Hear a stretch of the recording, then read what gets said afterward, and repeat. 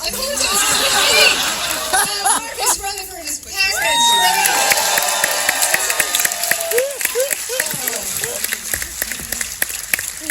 And Lorraine Damodred, Rosamund Pike.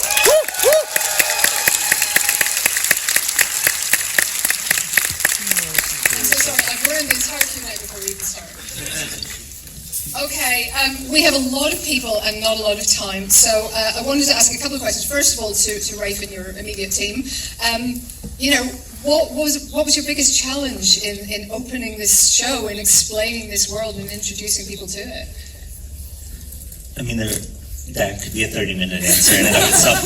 I think the biggest challenge for us always on this was, how do we take this book series that people love so much, that they're so invested in, that they know every moment of it intimately, and then create a television show that gives the same feeling as that book series, but also can bring in new fans to it. And if you don't know the books, you can hopefully still have the same feeling as someone who has read the books. So I think that AK and I sat down at the very beginning to sort of like carve out what. And she's not a book fan and came to it. I am now. She is now, but she wasn't when she started. And so it was helpful for the two of us to sort of build it from the beginning together, of that balance of how do we give this to both audiences. I would piggyback off that and say the two hardest parts also were, one, I don't know if you've ever lived through a Czech winter, and I also don't know if you've heard of a thing called the coronavirus, but that was also quite logistically That's challenging. new to me. I've never heard of it. Certainly don't acknowledge it. Anyway, and Rosamund, you obviously came on board really, really early with this. So, I mean, Moiraine is often the cleverest person in the room, but also one who that knowledge does not always bring her, joy. She's not always happy about knowing what she knows. Is that an interesting kind of mix to play for you? I also thought tonight, is this on? Yeah. Okay, good. I thought she's not very good at acknowledging her mistakes. That's my takeaway from Moiraine tonight. She's all very quick to tell Lan that he's killed us all. But, she doesn't sort of acknowledge the mistakes she's made along the way. And I thought, I must remember that about Moiraine. Must remember that she's quick to criticise at times and not so good to take responsibility. But she takes a lot of responsibility, and I like that about her. I mean, she is a guide. But I was just, one's always aware of one's flaws at a screening like this, but, I was also aware of Moraine's as well, so that was nice. Daniel, do you think now that you maybe should have called her up on some of that at the time? I let the woman do what she wants to do at all times. And for the Two Rivers gang over here, I mean, what's it like to be kind of, did you feel like you were being kind of swept away by this in the same way as your characters were? Maddie was the first to be swept away, literally. Yes. No, I think obviously their stakes are much higher than ours, but, I think being kind of torn away from your home at on very short notice and thrust into this kind of extreme situation, it felt very surreal, and there was a period of shock, and I think that really helped with what the characters were experiencing. They just become so much closer on the road, and the relationships and the dynamics of that gets more fleshed out throughout the series, and that really happened when we were working as well, so a hard yes. How about the rest of you? Yeah, man, I think it was a new experience for all of us. We're all pretty young in our careers, but there's so many new experiences. We had to learn how to ride a horse. There was stunt training. You can see by that first episode, it kind of sets the bar quite high. A lot kind of shit kicks off. It was we just had to kind of get into it really quickly. And like you said, people come from all over the world, thrust into this new experience. But like our characters, we kind of grew as the journey went on. Okay, so I was going to ask you all, do you try and go through the book at the same pace as the series so as not to get ahead of your characters? But I believe there is a race through the books. Now, 4.4 million words, 5 times the length of The Lord of the Rings. Just to put it in perspective, how far along? Are you willing to admit how far in you are? Maddie and I are just We're behind just behind Yasha. Yasha. Just behind Yasha. We're a close second. Yeah, equal. Lies. No, Yasha's really fun. This I is do now. It's becoming a competition, and I do love competitions. And he won it ages ago, and he's still competing with it. We'll see you on the second lap. So we're all collectively willing to admit that Yosha has read the most, Apart from Rave. apart from Ray. Yeah, I would hope. And I'm guessing others over there have. And if you all look under your seats, there's a copy of The Eye of the World. No, but I'm at book 11, but I can't imagine for Rave. You know, he must have read it so many times now, so many rereads. It's just I've gone insane. through 3 Eye of the Worlds that physically don't work anymore. Like I had to get new ones because there's just like they're physically torn apart. What would you guys say to people who think they don't like fantasy? Do you think that they should still watch this? I think so, because I've never done any fantasy before, and to me it does feel like the most realistic, genuine thing I've ever done before. And I think that's because of the characters, and that's, for me, what makes The Wheel of Time special. And the writing, of course. Yeah, and many other things, of course. Okay, I'm going to ask this one to everybody because I'm worried we'll run out of time and I still wouldn't have asked everyone everything. Favourite scene to film? Do you want to start? Favourite scene of what we've seen tonight? Yes, that's probably said. Unless you have a non-spoilerific answer. I mean, I think shooting that winter night battle was pretty epic. I mean, it was night shoots, which mean that you're, doing key moments at 4 a.m, and it's tough. It's emotionally tough, and I think everybody says that after a week of night shoots, you get a bit strange, right? I mean, you get sort of emotionally slightly deranged, but it was, it sets the tone. It sets the tone of the whole first episode, and it's the motivating event of the entire first series. So, we knew that there was a lot riding on it. And Uta gave us an awful lot on that setting up I'm that. greedy. I worked them hard. But also you set up light effects and there was wind and there were elements that sort of aided the whole shooting of it. And then the weather blessed us, because in the aftermath, that grey dawn with the mud, and I mean that was just the weather, just gave us that. After this bucolic, gorgeous 2 rivers in autumn sunlight, we came to the aftermath of that battle, and there was this mist and fog and depression over the land, and you thought, well, the wheel weaves. That was the first day the weather really had turned, and at the time it could have not been better, because it would have been very problematic if we had fog for 2 hours in the morning and then the sun would have broken out, and it was like gloomy the entire day. But I want to add something to what was the favorite part to shoot. For me, I have a favorite shot, and that is definitely Rosamund collapsing in front of the tavern, and Daniel chasing to her, because one thing to remember, we did so many things in camera. So Daniel is physically outrunning these dust cannons going off behind him, and Rosamund is pretending that she's not feeling, the force of those dust cannons, and it was just magical. I remember we were behind the monitor, and the timing of everything was just perfect. That he just arrived at her in the nick of time. So that was not put in, in post and perfectly timed. That was perfectly timed on set, and we were just cheering behind the monitor. We were just totally elated.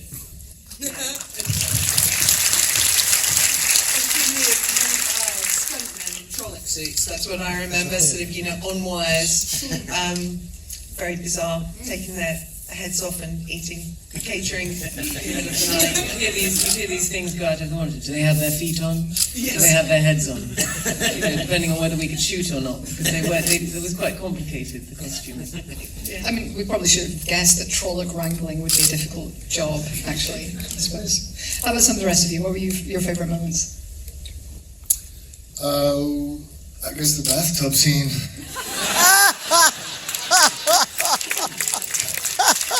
There's nothing more liberating and freeing than walking full frontal in front of your newly met co-star. You're still trying to get some answers, and seriously, from that angle, I had to walk up and then down. It's not a good look. And, so it's by far my favorite.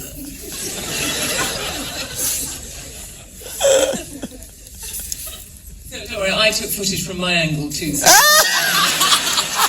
Blackmail. Mother, what was it? Was it Cliff Wheel of Diving? Not as exciting as that. I really enjoyed, there was a scene where we were riding down like a riverbed in Slovenia, which was really wonderful. I think that was just really exciting, and you know, we'd done like a month of horse riding preparation, and it was nice just to like let those babies fly, you know, and it was just beautiful. It was so wonderful. So I think that was really nice.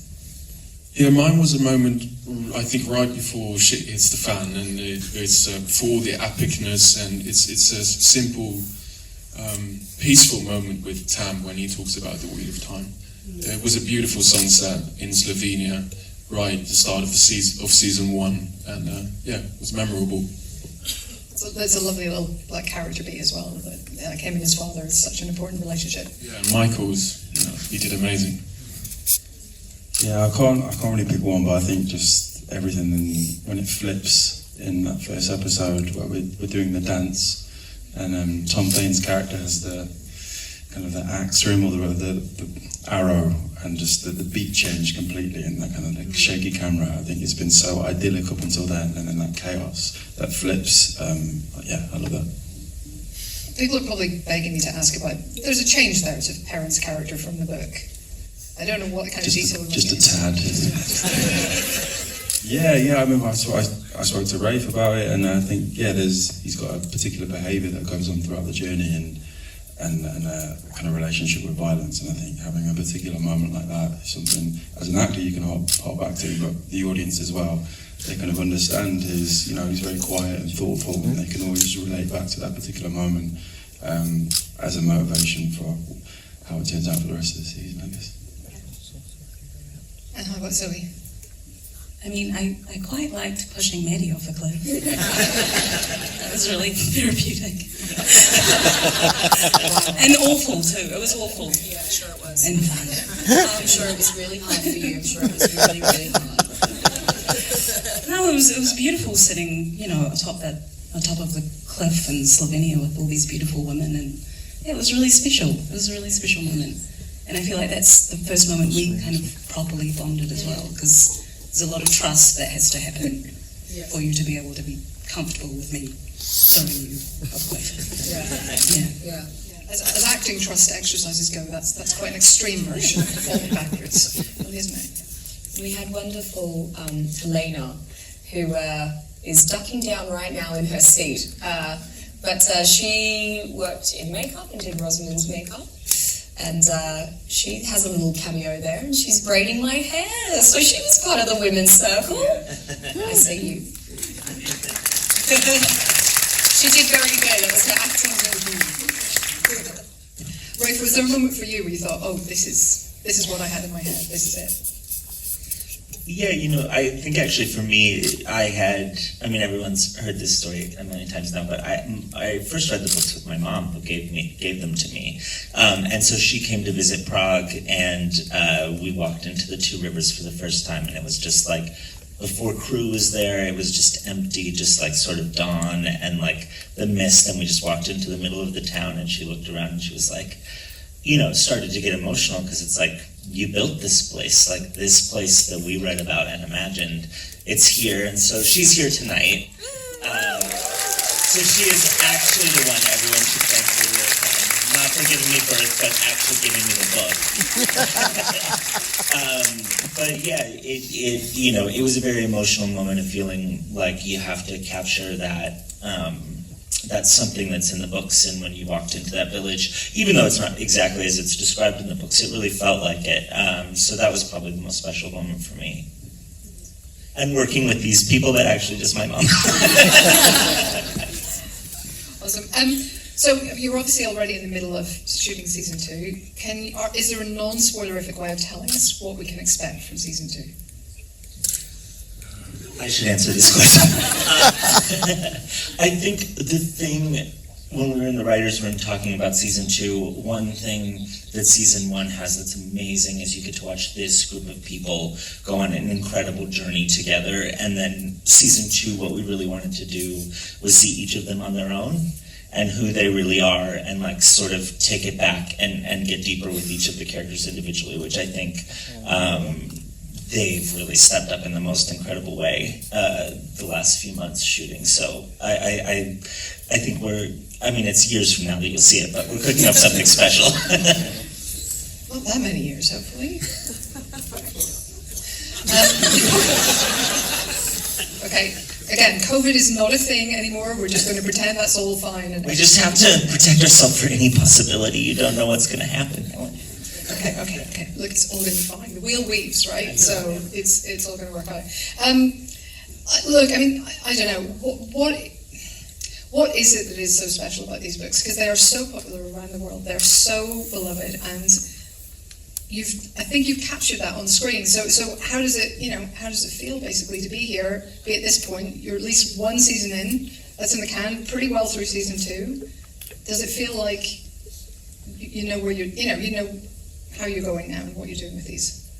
Do you feel like you're still discovering? I want to know how many people in the audience are here because they love the books. But not everybody. Like, there's a good chunk of newbies here, right? Have we got some newbies? Newcomers? Okay. Did you like it? This is good. So the question is, what makes a book so special? Well, yeah, I mean, like, and finding ways to bring that to the screen, I suppose. I think, Robert Jordan's imagination is just colossal. I mean, that's what's sort of the most impressive thing, is that whatever people think about fantasy or what their preconceptions about fantasy are, perhaps people might, looking from the outside, underestimate how emotionally driven these books are, and how these characters, they grow, they have flaws, they're complex, the stakes are so huge for them. And you mind about them, you mind what happens, and you feel with them. And I think all the ingredients he puts in and he plants in book 1 that then bear fruit through the whole series, you just realize he's got you, he's got the end in sight when he's writing book 1, and that's why they're so layered. He's not suddenly coming up with an idea because, he's bored with the first one. He's got the whole thing in mind. So you have a concept like the one power that we're introduced to in, we see it in episode 1, but then we're sort of explained it in episode 2. But, that's just going to broaden out. And in season 2, we're going to see it in myriad different ways. We're going to see all the different ways of using it, who can use it, the dangers of using it. That's just one example, but it's just so rich. And I think the depiction of power and magic, it's all got something visceral behind it. It's not just like fireworks, there's a real underpinning of what it means, what the cost is of doing this stuff, what the cost is of, whatever your special power is. There are many in the books, but it's not. It doesn't come for free, and I think that's what keeps me very engaged with it anyway. I think that's something that all the characters are going to learn as the books go on as well. Power is difficult. Sorry, you were about to say, Dan. I was just saying, I can't add anything to that. That was a perfect answer. I get stuck doing press with her a lot, and I feel the same way all the time. It's just a fastball, amazing answer, and I'm standing next to her waiting to go. I've got nothing in the tank, but that was wonderful. And I tell you what I did love as well is I just love the texture of. There's so much detail in the background for people who know these characters, know the books. You guys have woven so many tiny details in there in terms of, like Lan is not always present when they're riding around the fields because he's off scouting ahead or scouting behind. That kind of detail I thought was brilliant. And the bond, the Warder Aes Sedai bond that we got to create in these first 2 episodes, but it's not explained until. You're definitely good at talking about that one. The Warder Aes Sedai bond. I'm very good at explaining because it's like I just find it like it's like a marriage without the fun benefits really. Nothing sexual, no romance. Just we have a lot of fun, and I think it's incredible that you see because there's a lot of things that happen in the show when you watch it back that weren't planned, and we worked really hard to get our connection right. A a lot of the choreography and her movement during the Winter Night fight with the One Power together. We worked a lot. And then after that, it kind of seemed to take on a life of its own. And you see us in the show, like getting off our horses at the same time. Our feet actually hitting the ground at the same moment. And moving sort of our arms and our heads certain way together. It's really strange, but it was not planned, but it just sort of worked out that way. And I found myself when I was watching this sitting in the exact same pose she was sitting in, watching this show. So it's kind of strange. And you rarely see relationships like that on TV, actually. I think it's one thing incredibly unique about the show is this relationship between a man and a woman that is so different than what you're used to seeing as like the available relationships for men and women. So it's great, and it's interesting in real life to see all the Aes Sedai warder pairs have. There's women on this show who don't have warders, and they are coming to my office all the time asking for them. You know, I think it's seeing how it operates in real life. I think there's something for all of us to take from that bond. Yeah, it's a joy to watch, and it's a joy to see a show with so many interesting characters and so many interesting female characters, which we don't want to see. But listen, we've run out of time, so I do have to wrap it up, and I'm so sorry. But please join me in thanking A.K. Schumann, Udo Breiswitz, Margot Keogh, Rafe Judkins, Marcus Rutherford, I'm sorry for forgetting you before, Zoe Robbins, Yosha Stradowski, Madeline Madden, Daniel Henney, and Rosamund Pike. And thank all of you for coming.